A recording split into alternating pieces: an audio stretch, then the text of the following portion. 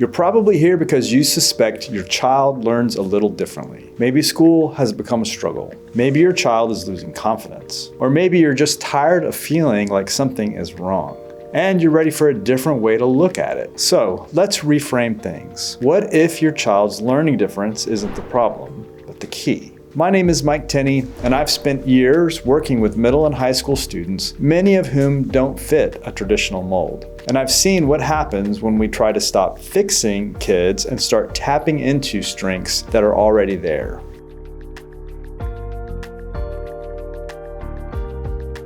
If your student has been diagnosed with ADHD, dyslexia, dysgraphia, executive functioning challenge, or anxiety, you're not alone. These labels can feel heavy, but they're not the end of the story.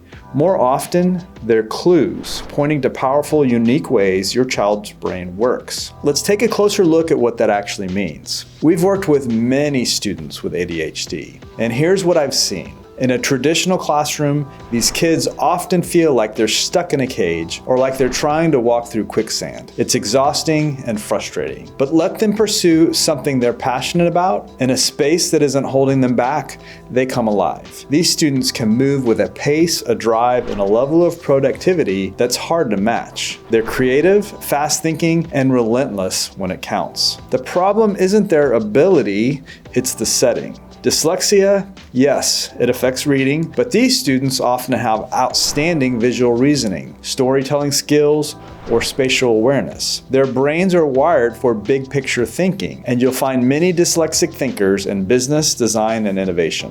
Dysgraphia impacts writing, but students with it often speak powerfully, remember verbal details, and bring vivid imagination to everything they do. They thrive when they're allowed to express themselves in ways that play to those strengths. And there's something else we've seen time and again. Students with learning differences often develop exceptional grit. They've had to overcome obstacles, and that experience sharpens their adaptability, determination, and empathy. But here's what too many people miss. These strengths don't always show up in the traditional classroom. Why? Because most school environments were built for a narrow definition of learning. Sit still, take notes, perform under pressure. That setup doesn't just overlook students with learning differences, it often puts them at a disadvantage. And when that happens long enough, students internalize the failure. They shut down, they stop engaging, and as a parent, you begin to wonder if something needs to change. And it does.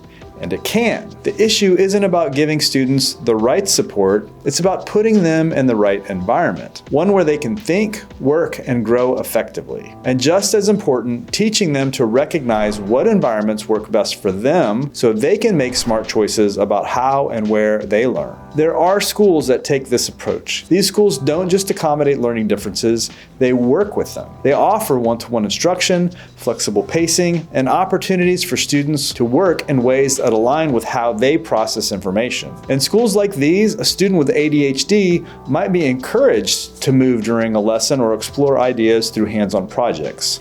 A student with dyslexia might use audiobooks or verbal assessments. A student with anxiety might develop strategies to take action even when the stress shows up. And when the environment fits, something important happens. Yes, grades improve, but more importantly, students build confidence, independence, and ownership of their growth. They stop trying to survive school and start pushing themselves forward. Let's be clear, none of this is about coddling. These students aren't fragile, they're capable, but they need to be in places that challenge them the right way and give them the tools to meet that challenge head on. As a parent, you have options. If your child is struggling, not because they're not smart, but because the environment doesn't match how they learn, it's okay to ask, is there a better fit? Worried about the cost of private school? That's a real factor, but don't let it stop the conversation. Some schools offer financial aid, others offer flexible or hybrid models. And when you weigh the emotional, academic, and long-term cost of staying in the wrong environment, the investment in the right one starts to make more sense. So, what should you look for? Look for small class sizes,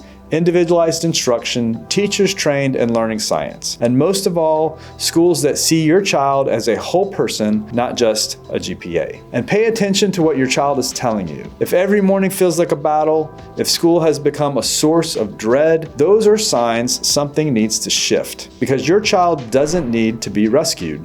They need to be equipped. They need skills, strategies, and environment that lets their strengths take the lead. Learning differently isn't a failure, it's just a different path. And when students learn how to navigate that path well, they don't just succeed, they thrive. If that resonates with you, if you're ready to explore what's possible, ask questions, tour a school, start a conversation, because sometimes the first step toward unlocking your child's potential is changing the map they're using.